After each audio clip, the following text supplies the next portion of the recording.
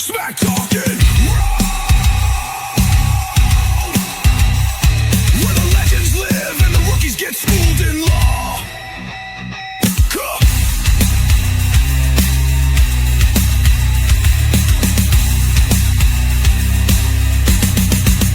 This ain't just talk. This is Smack talking Raw. You ready, Pinky? Judge always Ron. Let's lay the smack down. Boom.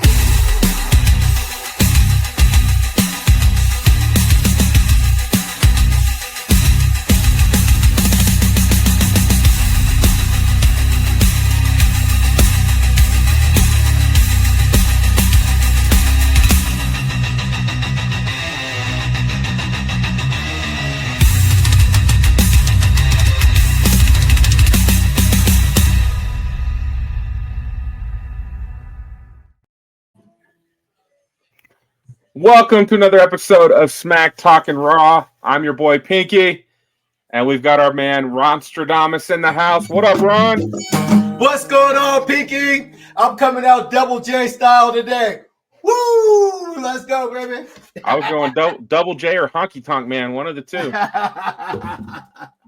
Honky Tonk Man was awesome. I love the Elvis outfit, the guitar. It was great. He was outstanding for sure. Whew. Ron, I am so excited. We've got so much to chop up tonight. So we got to get rocking and rolling right away. Hopefully you did have a great Memorial Day weekend. And man, hanging out with my wife and getting a chance to spend 3 days with her was absolutely outstanding. If you don't have a wife you love, I got 2 words for you. Find a new one. That's 3 words. I know.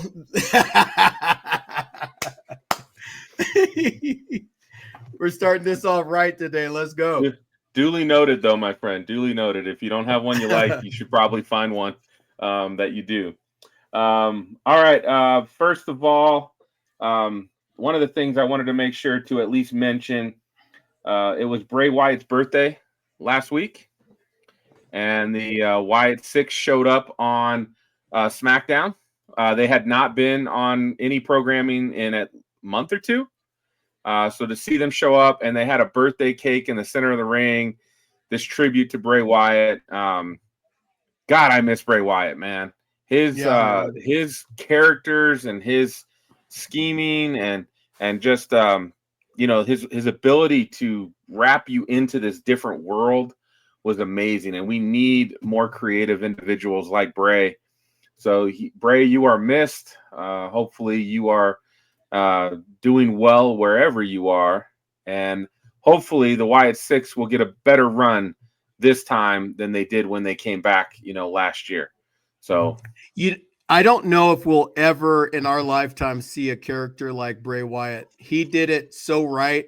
He had thoughts that were way beyond what the creative brand could even handle. They were like, what are we going to do with this guy's creativity? We have no way of being able to display it that way. I think it was like, to me, it was like, Mankind. Mick Foley was like the original, and Bray Wyatt took it to that next level.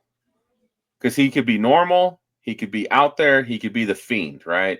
Mick Foley had similar things where he could play these different characters. Bray Wyatt's ability to act and, move in between these different characters was so great. And then the fact that his in-the-ring wrestling was pretty damn good as well. Like he could back it all up. So peace to you, Bray. We love you, buddy. And we'll thank you so much for everything you've done. Man, I wish it was a storyline. I wish that he would come back like out of nowhere and have been the one that cost Roman Reigns the title. I wish it would have been like something like that. That would have been so preposterous. It would have been amazing. But R.I.P. Big Dog. Good job. Good job. Yeah. So let's start off the show talking about one of the main topics I thought about and posted today as the preview for our show. We've got NXT. We had talked about it last week. Is NXT better than WWE main roster? Raw and SmackDown. And I was kind of on the fence. And then I watched Battleground this weekend, and it's no contest, man. The NXT stories, the characters, everything right now is way above what we're getting on the main roster. And it's amazing. And part of it right now, NXT's women's division, the storylines, the characters, the feuds, the rivalries. Think about the women's division right now, which we both enjoy the women's division more than the men's right now. Yes, Based absolutely. on all the talent and all the great characters they have. What story do we have? We have one story going right now. Can you Only think of one. which one? Becky and Lyra Valkyria. Exactly. That's the only story we have going right now. It's good. I think when you see Becky and Lyra go back and forth, you can see Lyra is still learning and getting, trying to get there. Becky's just a pro. Like, she's been doing it for long enough that she can come out and she can play the whiny heel that she's trying. The crowd will not let her. The crowd is still cheering her and loving the man.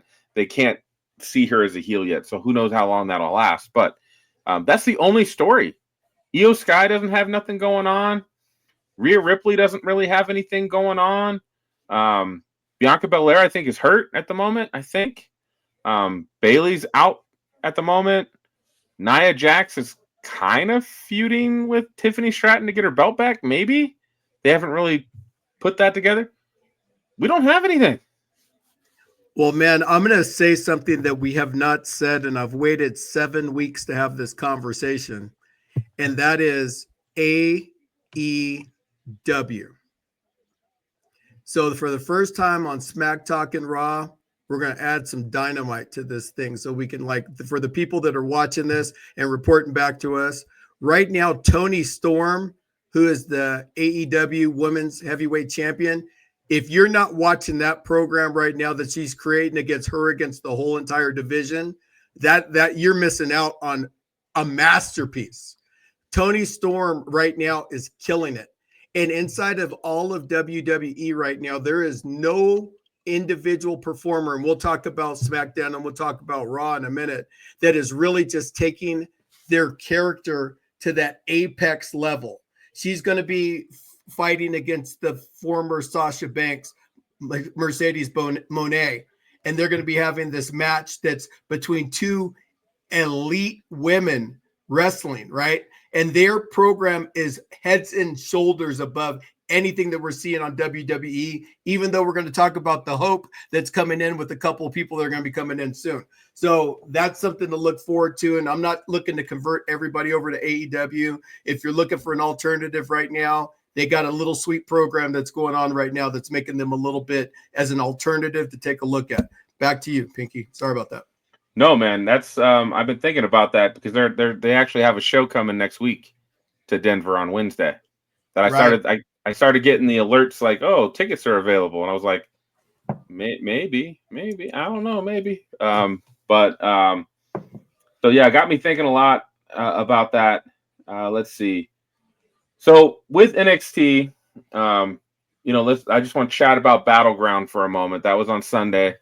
Shout out to my wife, Hannah. She probably won't be listening, but our anniversary weekend, I got to hang out with her, and we actually watched wrestling Saturday and Sunday. We watched the main event, and we watched Battleground. And Battleground was amazing. Every match. That was better than lingerie, bro. Don't tell me the truth. Tell me the truth. That was better than lingerie, bro. Come on now. You know she don't wear no lingerie. She's like, what's the point? It all comes off anyways. So Battleground, I don't know. Did you get to catch Battleground? Did you get caught up on that? Yes, I did. Dude, that opening match with Sol Roca and Kalani Jordan was fire. Unbelievable. Fire. Great match. And then when she hit that Soul Snatcher, I jumped off the couch. I jumped out. I was on my couch and I jumped out of my seat. I rewound it I knew it was over. I watched it 4 times just so I could dial it in and be like, oh my gosh, that was incredible.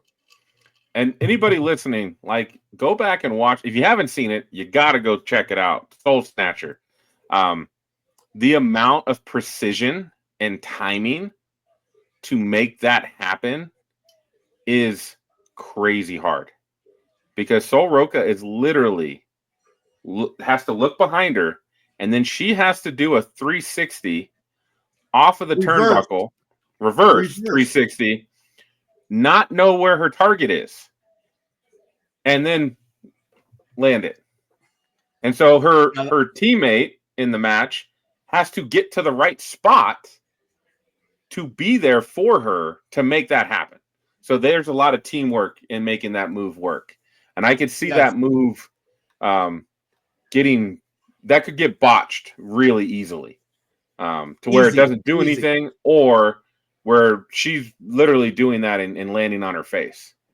And completely incapacitated for the rest of the match. That was an incredible opener. Got me so fired up for the remainder of the card. And the card did not deliver. NXT delivered on this particular Sunday. Man, and I know the tag match was really fun. The match with is it Joey D? I don't know the characters as well. The guy who's like a mobster. Joey D. Yeah, Joey D and Spanx, I think is the other guy's name. They had a really good match. It's a feud. It's a stab you in the back type of thing, where they used to be, partners. And then, that Trick Williams and Joe Hendry match. After watching that, Ron, you got to believe a little bit in Joe Hendry, buddy. That was pretty damn good. That was a good match from Joe. I mean, he's just not my guy, dude. Like, at the end of the day, he's he's what Logan Paul should be if Logan Paul wasn't a good wrestler. That's how he occurs to me. Like, Logan Paul should be Joe Hendry. Okay. Well, I hope you get ready, because Joe Hendry will be on the main roster in like 4 or 5 months. And I will boo Joe Hendry. I will boo Joe Hendry every time he comes to the ring, because every time he does this, I'm like, boo! I hate you, Joe. Hate you, man. It's so corny. I love it, man. It's so corny. When he does that spin, I'm like, okay, I'm in, man. I'm in. And his song, Believe in Joe Hendry, the music. I mean, he's corny. I like it. But him and Trick Williams put on a great match. Yes, they did. Trick Williams, I think, is also one of the guys I think is ready for the next step. He's ready to get to the main roster. I just don't know if there's anything more he can do in NXT. He's been around, I think, 2-3 years now. I just don't think there's anything more that he can accomplish in NXT. He's ready for that call up, and we need it. We need the young guys to come up and do something in the main roster. Here's the thing, Pinky, is that one of the things that I dislike about WWE right now is we're not creating young stars, and we're letting them sit and languish too long in NXT, or coming over from the indie scene, or coming over from AEW or TNA or whatever, and they're already in their 30s. Let's get some, like back in the day when Randy Orton won the title as the youngest world heavyweight champion ever. That was followed by Brock Lesnar having won the title as the youngest champion ever. And then you had guys like Chris Benoit that were in their late 20s, early 30s, and they ran the division for so long. Right now, when I look at, on Monday Night Raw, for example, they were talking inside of the Seth Rollins group, which they were talking about Bronson Reed, and they were talking about Braun Breaker, and getting them all together. Braun Breaker is already a made man, just like what Paul Heyman said. WrestleMania is 45, 46, 47, 48, 49, 50, 51. That's his era. He's going to kill it. The Bronson Reed story doesn't make any sense, because he killed Seth Rollins and now he's joined him to be a part of the thing, and they didn't tighten that story up. So my main thing is that if you're going to have a storyline to start building on your younger people, you got to make them dominant, and you got to make the story make sense to people. And right now, what Triple H, Ari Emanuel, TKO, WWE, and all those guys aren't doing is they're not making the stories make sense. And I'll go back to Saturday night's main event. First of all, you have R-Truth taking on John Cena. And I promise you, I'm getting you back. I'm going to go right back to what you're talking about as we're going through this. But you have John Cena taking on R-Truth, and the story doesn't make sense. If you want to make a big impact, you have R-Truth beat John Cena. If it's a non-title match, there's nothing ventured, nothing gained. Then you could finish that story somewhere over here, right? You can like R-Truth somehow grab the tights. Travis Scott came out to the ring, or whatever you want to do. Cody Rhodes came out there. He interrupted John Cena. Now John Cena's pissed at Cody Rhodes because he did it. Now you involve Cody Rhodes. Cody Rhodes comes out from the back. The story didn't make sense. So my point in bringing this all up is you got Trick Williams who won the title against Joe Hendry. That's a fantastic thing, but now what? The story's got to make sense. Now he's got all these competitors he's going to be fighting against TNA and all these new battles. But so what? Why should I be invested in that? Well, and why does he need to do that when he's ready? He's ready to get up to the main roster. There's no reason. Now, I think that'll lead us into the next thing I wanted to mention on NXT. But the Stephanie Vakir Jordan Grace match was a lot of fun as well. Those two ladies put it down. Just put it down. And again, incredible athletes. I love Stephanie. I love Stephanie Vakir. I see the confidence, her music, her entrance, her swagger, her her devil's kiss, getting Booker T going. Like her whole package, and her technical wrestling is beautiful as well. She's beautiful. Like she's the total package. She's done at NXT. Like it was just like her and Jordan Grace, great match. I feel like both of those ladies are done. There's nothing left they can learn or prove in NXT. It's time to call them up. Now, Battleground again, start to finish, fantastic. Way better than Saturday Night Main Event. There's a couple things about Saturday Night Main Event I want to touch on, but before I do, finishing up the NXT, Stephanie Vakir on Tuesday lost the title to JC Jane. It was so crazy watching that match because you watch that match and there's at no point in that match do you feel like Stephanie is going to lose. Right. No spot. Mm-hmm. There's nothing in the match that makes you go, she is going to lose this match. So when she lost, and the ring announcer, they pan to the ring announcer, he is like, I didn't have the mic up. He's just holding the mic. His jaw is dropped. And the guy next to him has to like tap him, like, you got to say something.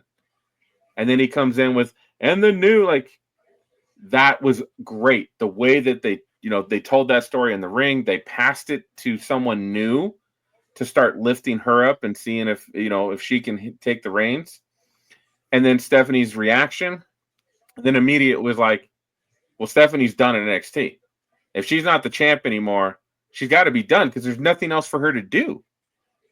She's beat everybody. She's beat all the top dogs. She's beat all the top talent.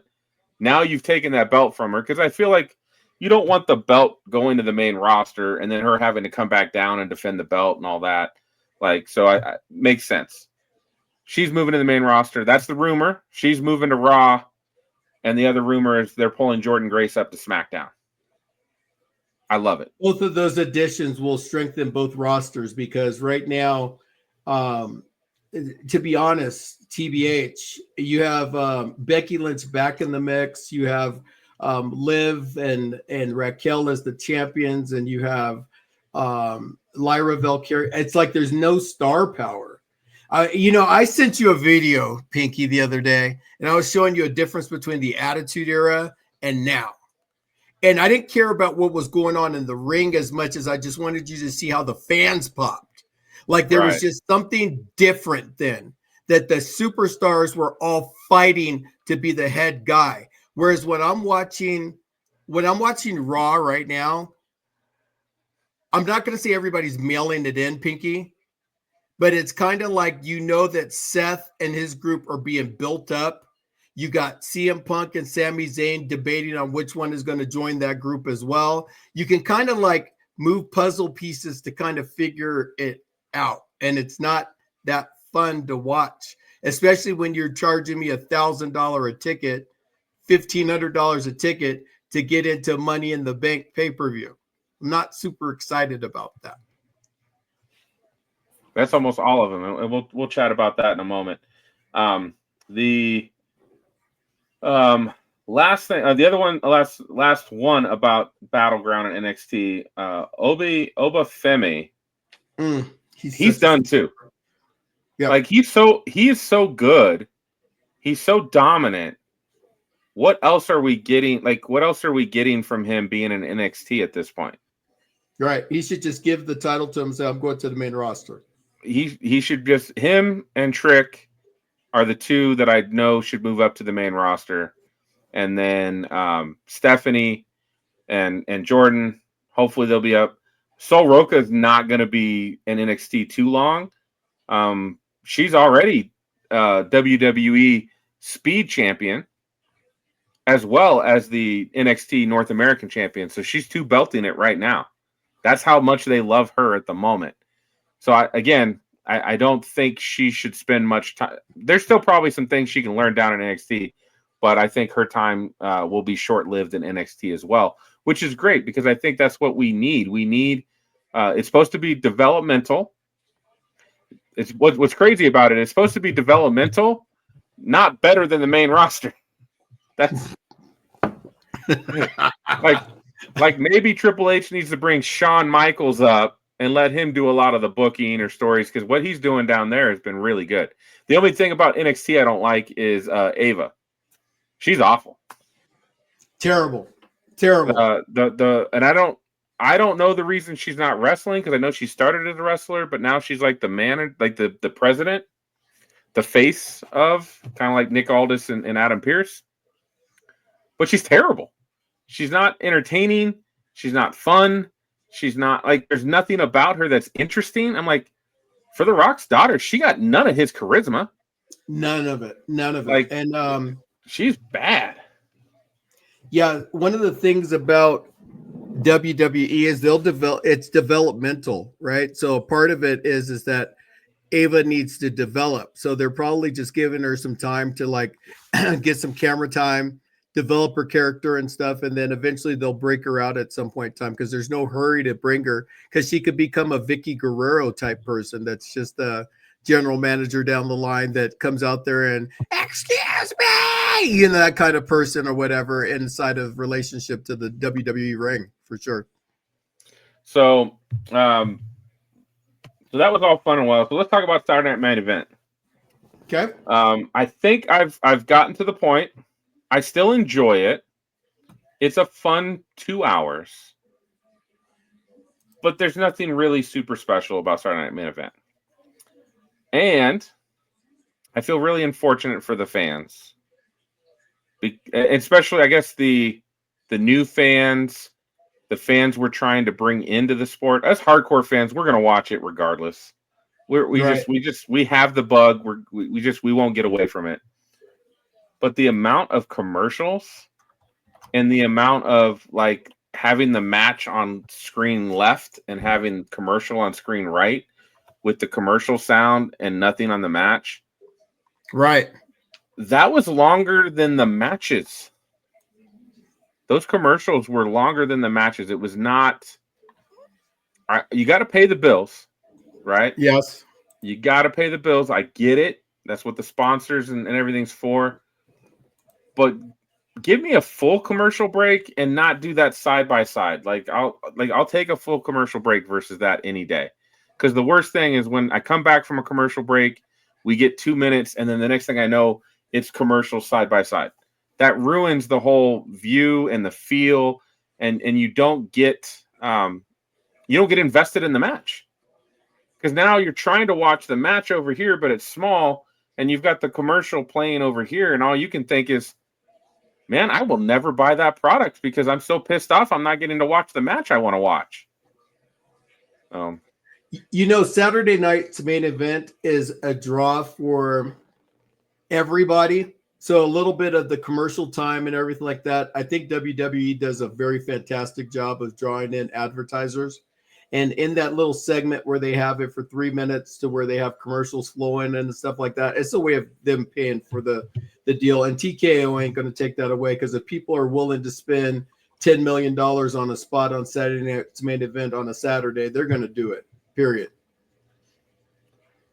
That's sad though. But I agree with you. It was worse when Hogan was the champion. When Hogan was the champion, there was a minute and a half of wrestling and then 5 minutes of commercial time. So yeah, they had 50 million people watching the product back then.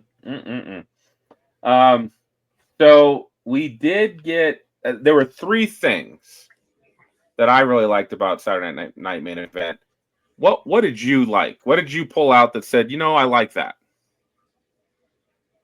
I liked the Logan Paul and Jey Uso match. And the reason why I like that match is because I really miss Logan Paul wrestling.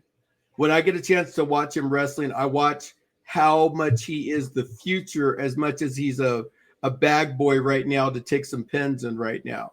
I love watching Logan Paul wrestle. Number 2 thing that I like is I love having Jesse the Body Ventura give that old appeal along with Jimmy Hart and the Bushwhackers and all those guys coming back to give back, because it gives me a little nostalgia from back in the day. The 3rd thing that I like about it is I just like Saturday night's main event. I like that we have that. That's an old time program for us old schoolers that want to watch it on a Saturday night late at night. It just really gives me that old school nostalgia of like, dude, I remember when. And if they can get it down, it would be great. It's not quite dialed in quite yet, but it's still good. It's still good. Well, I know the first one they did when they brought it back, the first one was actually pretty damn good. And it felt like a really good episode of Raw or SmackDown. And since then, it's been kind of watered down, and we have issues with Raw and SmackDown, and then this, it doesn't give us the same feeling as one of the better events. And I feel like it's not a PLE, but it's kind of a PLE. So I feel like they should put more effort. Hopefully they will. So I had 3 things that I came up. One of them was Jesse the Body Ventura. When he got pissed off about the Drew McIntyre Damian Priest match, I was laughing. I was like, you tell him, Body. Because, yeah, you know what? You can't talk all this shit and then walk out the cage. Right. It is beat that man in the cage, get him to quit, or climb out over the cage. And you have to beat the crap out of him to have enough time to climb up out of it. Not, I beat him up and then I just walked out the door. I loved it. I laughed so hard. My wife was like, what are you laughing at? I was like, this old guy is talking shit about cage match rules that have been in place for like 20 years or 30 years or longer. Longer than that, 50 years. And he's part of the old guard and he's talking shit about the new ways.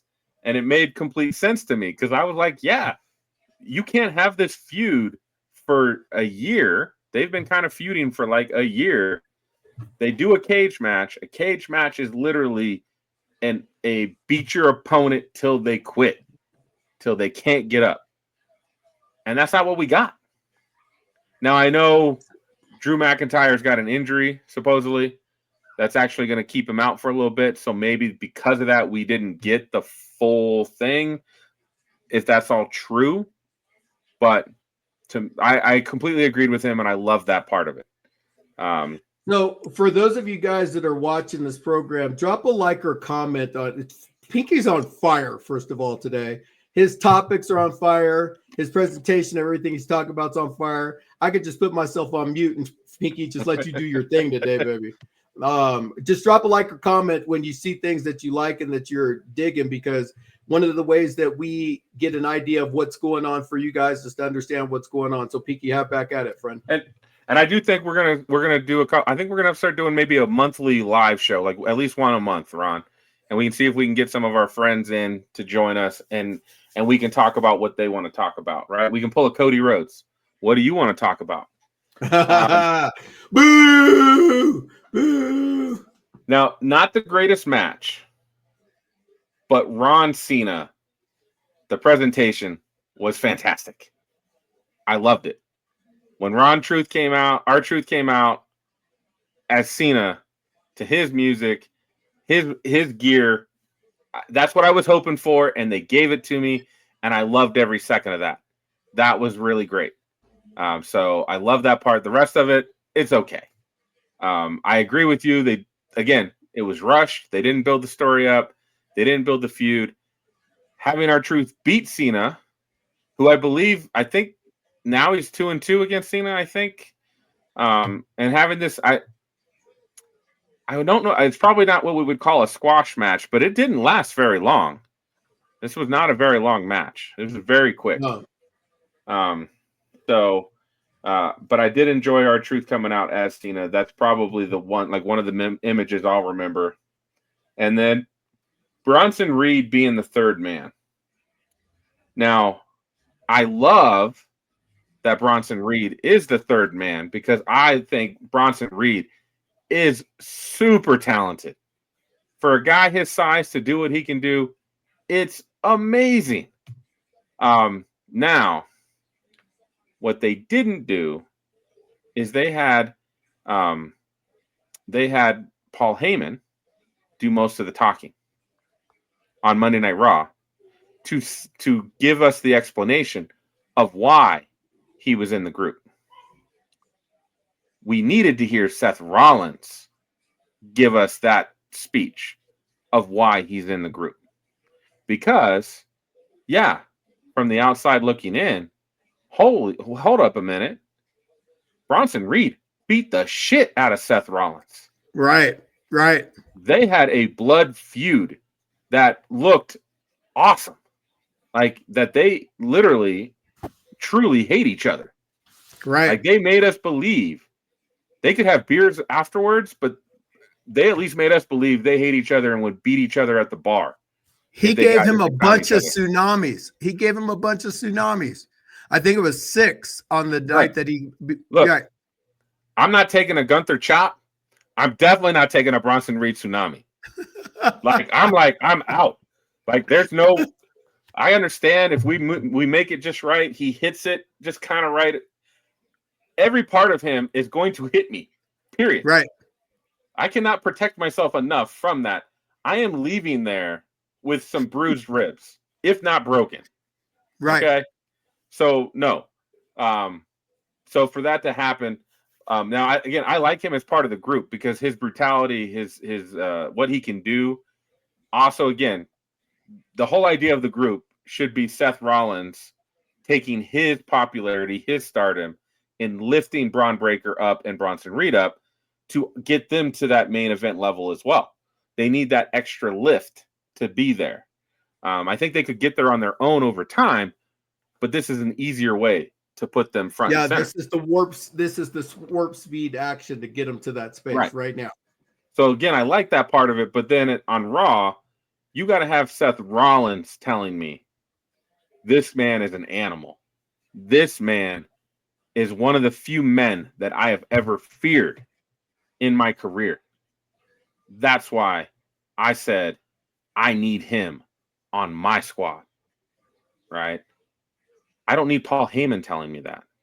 I need Seth Rollins telling me that. That's right. That would have been a better story. They're trying to give too much of the Wiseman rub to Paul Heyman as opposed to letting Seth Rollins get out there and start to be the leader of that group.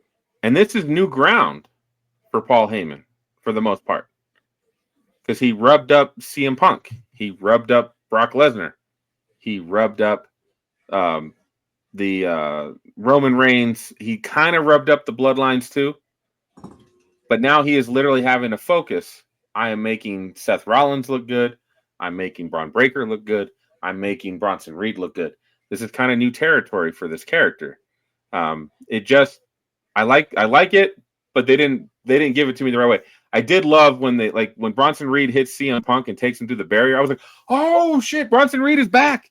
It gave me that moment, that pop, and then it just kind of like I needed that more information.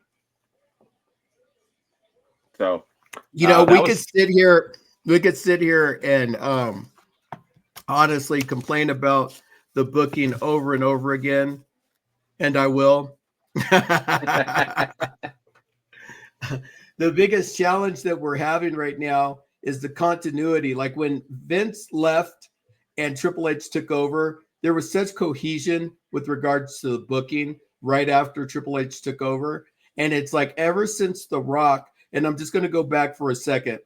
At Elimination Chamber, we thought we had reached the new apex of WWE.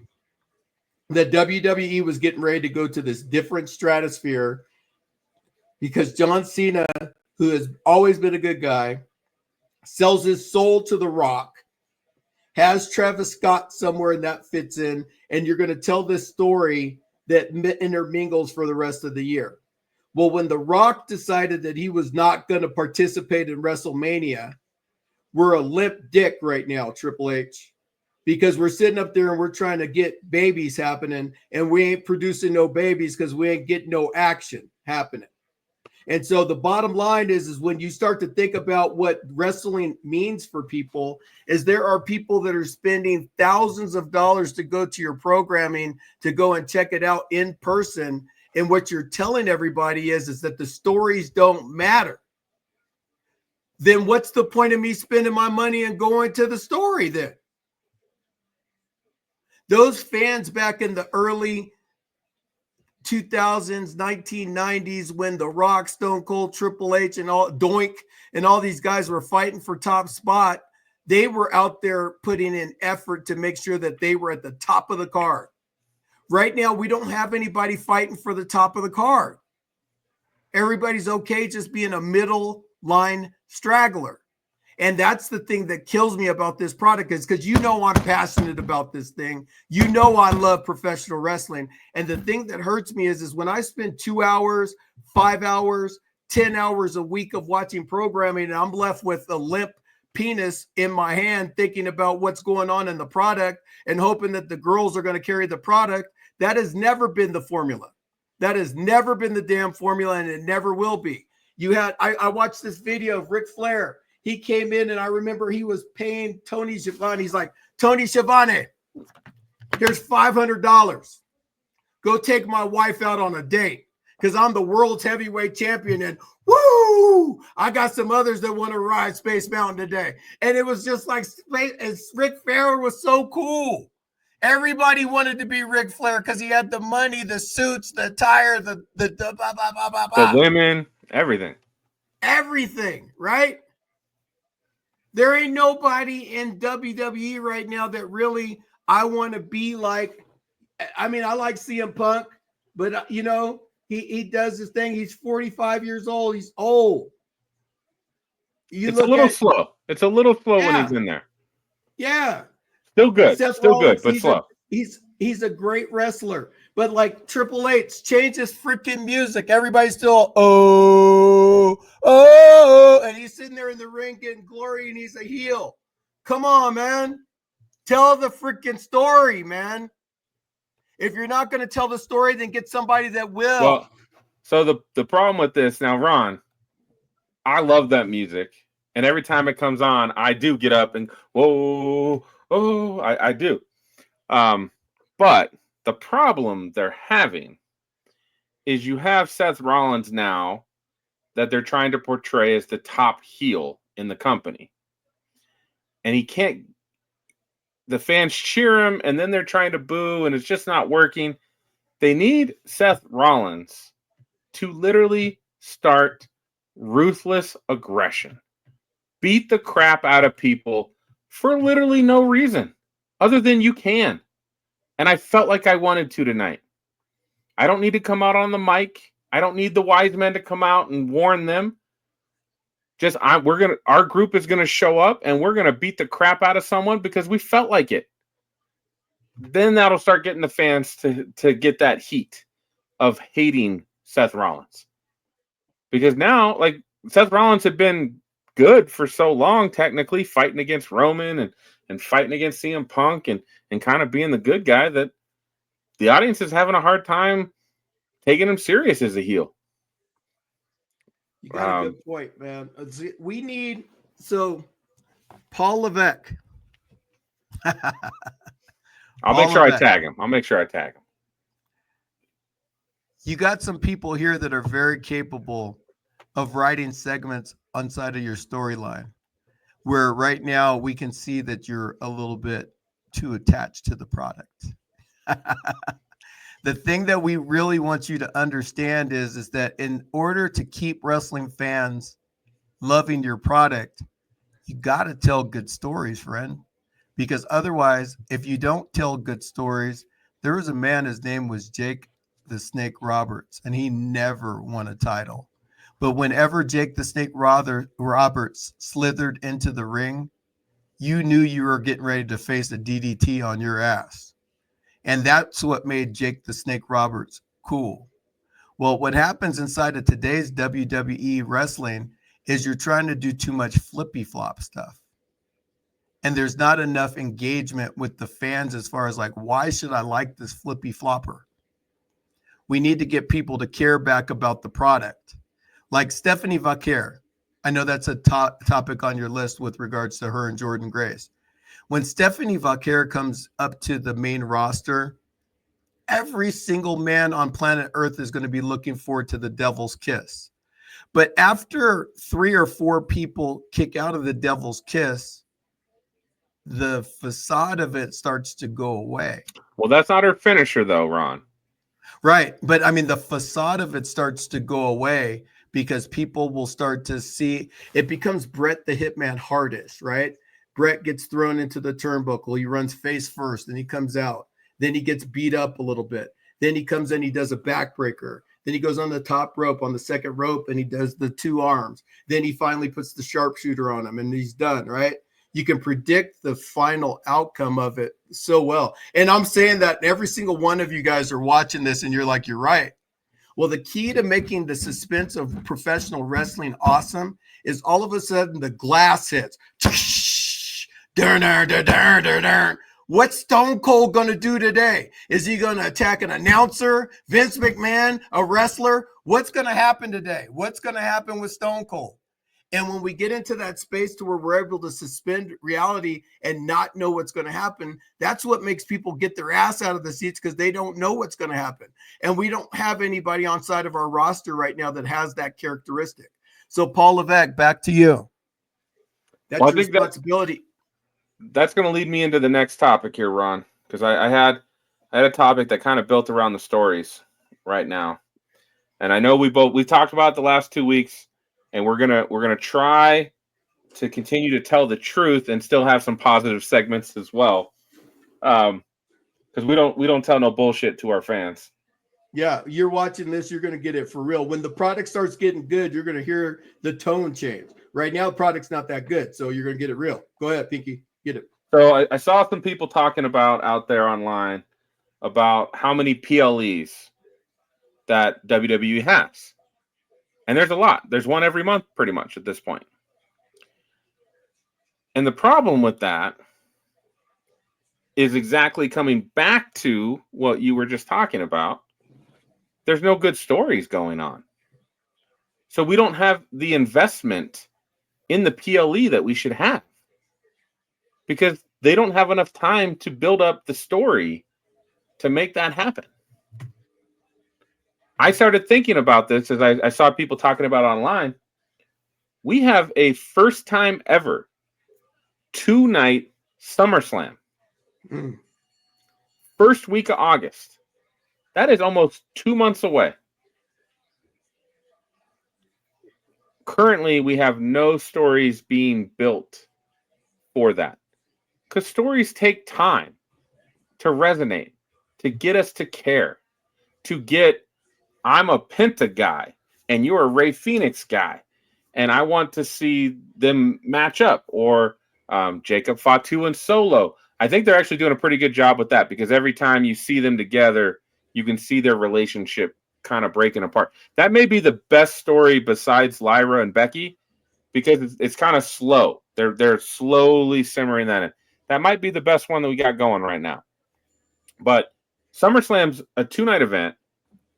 They have released the poster. The poster's got like Bianca, Rhea, Tiffany Stratton, Roman, Cody, John Cena are on the poster.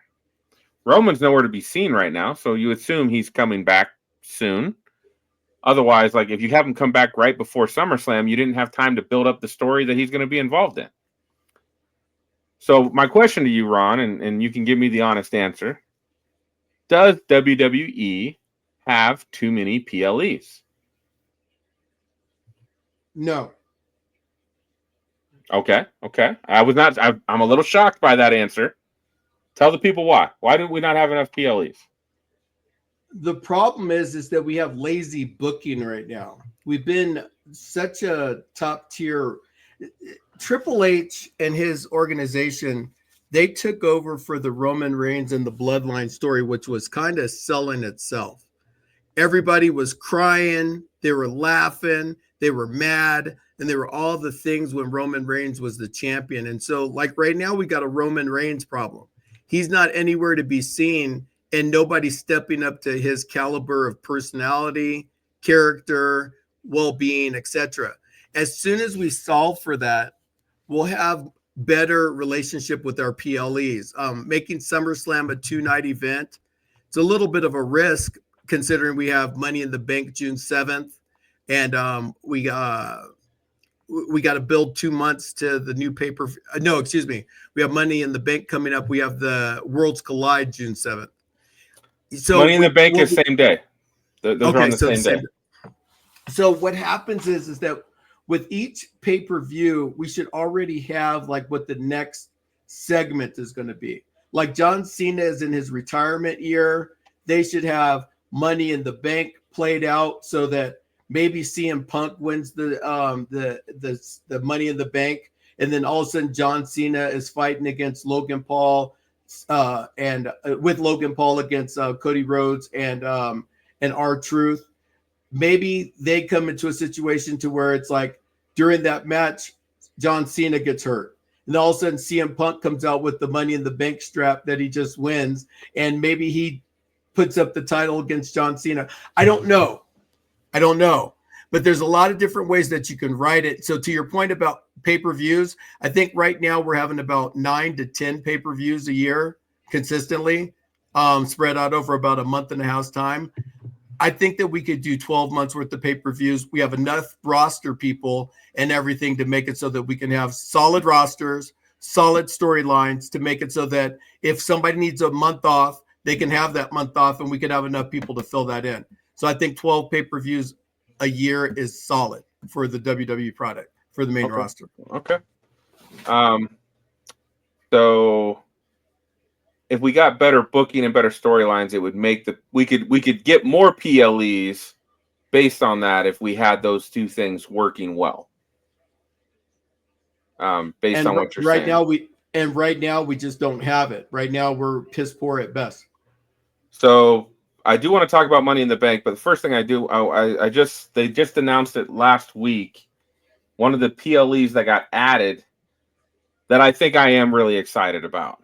They did add a Evolution will be July 13th. And Evolution, for all those who don't know, is an all-women event. And I think, I know we're on the same page. The women's division is so stacked with so many good characters and so many good wrestlers. This show should be fire. It should be amazing. Which again, I am hoping we get to see Julia, Roxanne Perez, Stephanie Vakir, Jordan Grace, all have a great moment to help put them over, to help keep moving them forward. Because they're all very talented. They're all amazing in their own way. And I love watching them wrestle so much that I'm super excited for them.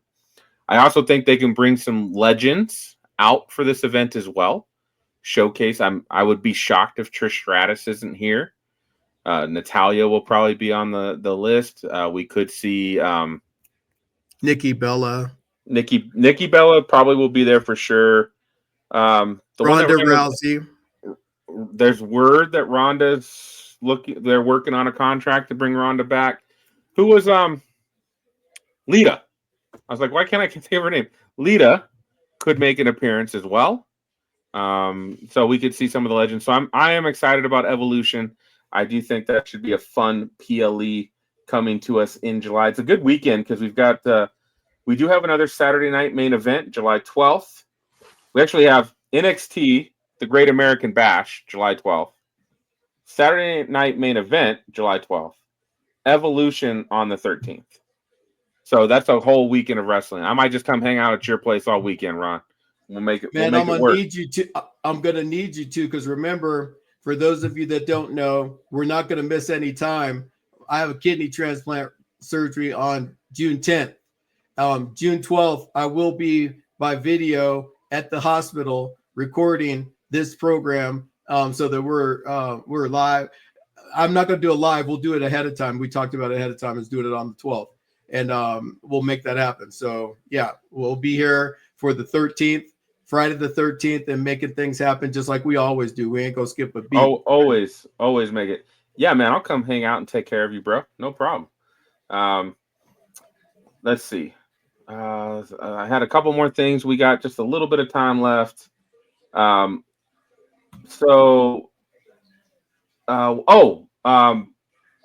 of the things that came out from Raw the last 2 weeks that I thought was fun. Roxanne Perez is now in Judgment Day, which is fun. And she's given Dominic some nuggets here and there. I'm kind of digging this with Liv Morgan coming back now from her movie. 100%, yes. And I, it's interesting that somehow, some way, they make Judgment Day interesting. Judgment Day gets old and flat, and then somehow it gets interesting again. I'm in again. Finn Balor, like that whole segment when Roxanne Perez gives Dom a whole thing of chicken nuggets, and then she's like rubbing his shoulder, and then Liv shows up, and Finn Balor's in the background, and his face is so funny.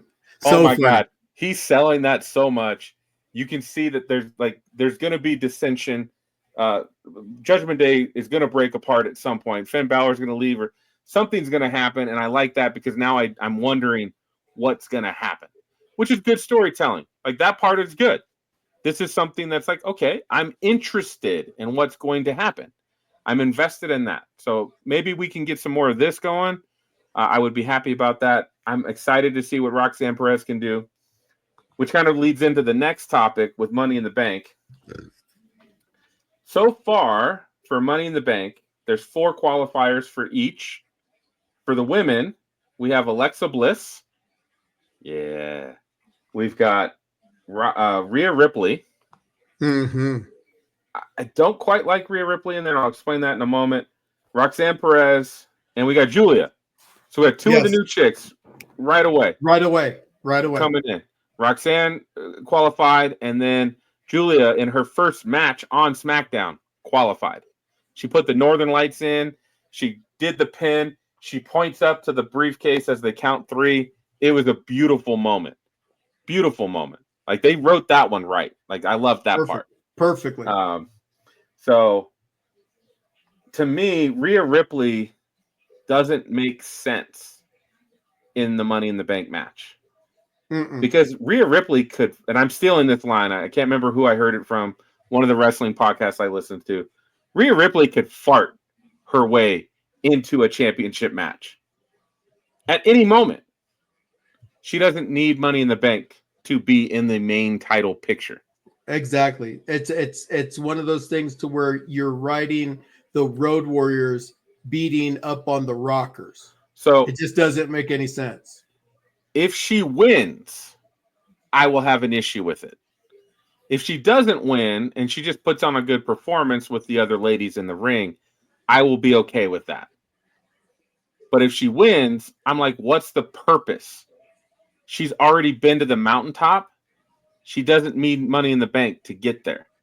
It's like Charlotte Flair. Charlotte Flair could fart her way into a title match. She doesn't need the briefcase to make that happen. So there's 2 more qualifying matches. I'm hoping Stephanie finds her way into one of them.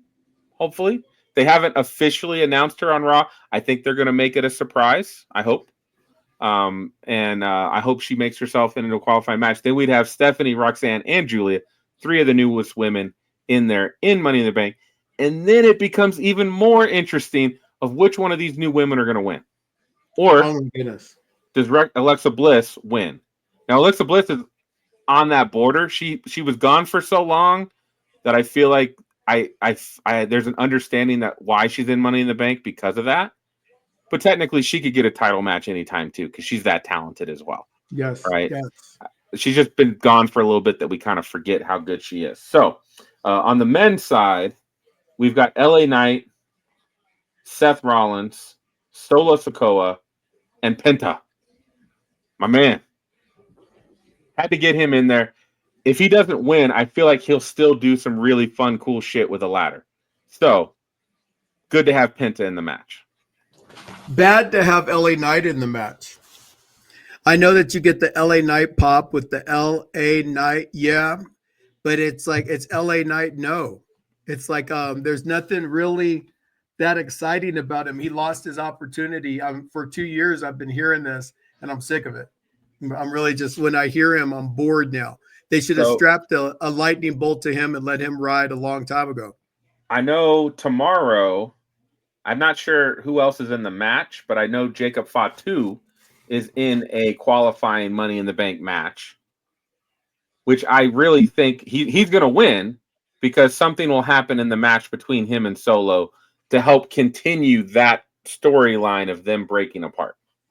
So I see that happening. I don't know who the 6th guy will be, but should be fun. That leads me to my last topic, Ron, that I wanted to bring to you. Yes, sir. So one of the matches that's been announced for Money in the Bank is based on Saturday Night Main Event.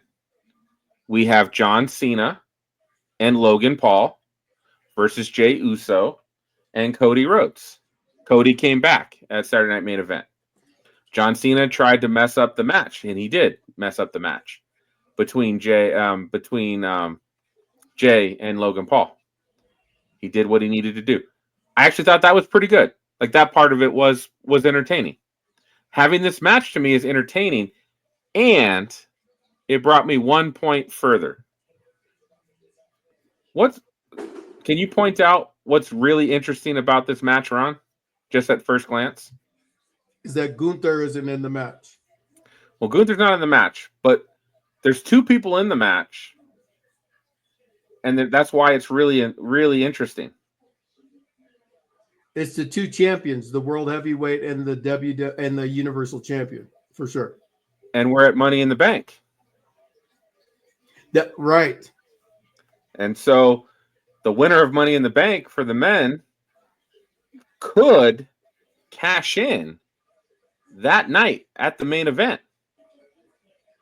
Now, I don't see him cashing in on Cena, but could you see Logan Paul and Cena beating the crap out of Jey, and then whoever wins comes down and cashes in on Jey? I could see that happening. All day, every day. So I actually thought when I saw that lineup, it took me a moment. I can't take the idea. I heard it from one of the podcasts I listened to as well. So it's not an original idea. And I mentioned it earlier. I think you mentioned earlier to me. That makes so much sense that I feel like it's got to happen. Whoever wins Money in the Bank has got to cash in against Jey Uso. To me, I kind of feel like Solo Sikoa winning Money in the Bank and then cashing in against his own brother. That would be sick. That would be sick. But they're on 2 different brands, so that wouldn't make very good sense. CM Punk cashing in on Jey Uso would make sense because then you have the whole bloodline thing that happened a while back, right? Is he gonna be in a qualifying match? That I don't know. I'm assuming that he will be. He's won Money in the Bank twice. So that's something that would be at least a nice little setup to have him have a 3rd opportunity to cash in. See, I don't think he's going to cash in. because I do think they're still going to find a way to make. To me, the biggest match at SummerSlam is Cena and CM. The biggest match for Cena at SummerSlam is against CM Punk, in my opinion. That's the biggest match with the biggest. But they're on two different brands. That's the problem. You have to be able to tie those two together on the same brand, and the only way to do that is Money in the Bank. So I thought the undisputed guy could come across. The undisputed champ could come across either brand. You'd have to look that SmackDown. up. I don't have that clarity in my head. I'm pretty sure that the undisputed champion is on one brand, and that on the other brand is the world heavyweight title. Because I thought Cody showed up on both while he was holding the title. Because he's not boring. Cody Rhodes is not a boring character. He comes out and what do you want to talk about? You can say that, make fun of him all day long, but he was a good champion while he was champion. No, he's a working champion. I love that about him. He's not my top guy, but I don't dislike Cody in any way at all. To me, he's fine. He's a perfect champion. He's a perfect baby face. He's a good guy. He's someone the kids can get behind. No problem with Cody at all. But I feel like he went back and forth between Raw and SmackDown, where he would at least show up. He may not always wrestle on each one, but he would show up. Well, it was when he was trying to keep the storyline between him and John Cena going while John Cena wasn't there. Right. So they needed more eyeballs on the product during that time. All right. I think we made it through, my friend. We made it through. So, final thought from me. Man, I'm so excited for Stephanie McCure, man. I'm just so excited. I love the Devil's Kiss. I mean, if you don't like the Devil's Kiss, I can't help you. But I feel like the Devil's Kiss is made even better when you have Booker T. Like I saw that all on the internet. Everybody was posting. They need to bring Booker T up too, because he's got to call those matches. But I do think Pat McAfee might be able to copy. He might be able to copy him on that. So I'm excited for her call up. I hope it gets announced on Raw. That's what I'm super excited for this next week. What I'm looking forward to is when WWE figures it out. For the last 5 years, they had it dialed in with the bloodline and everything about the bloodline. And now it's about what's next. They're starting to create that with Seth and with his new cronies and everything like that. And hopefully that develops into something magical that can carry us for the next couple years.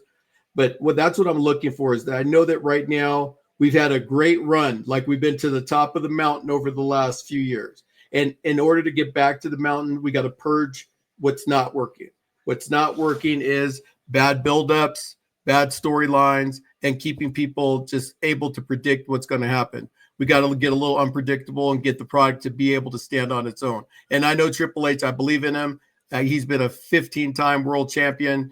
He's one of those 14-time world champion. He's one of those people that understands what it's like to be at the top of the perch, and he's somebody that will figure it out, because once you're a champion, you're always a champion. So I just give it to Triple H, and I say, Paul, even though I have some issues with what's going on right now, I realize there's some growing pains going on, and one of the things that we know when there's growing pains, you got two ways to look at it. You can either be a champion or you can suck it. So hey, with that being said, we just want to say to everybody that's watching this program, thank you so much for watching. Drop a like or a comment, and just continue to watch. Tell your friends, tell your family, tell people that don't watch wrestling if they want to get an unbiased opinion of what it is we do. We're here for it, and we love you guys. And Pinky, I love you too, brother. And I still got your stuff, so don't forget to have me give you that stuff. I'm coming next week, buddy. I'm coming to get it. All right. Peace out, everybody. Love you guys. See you guys.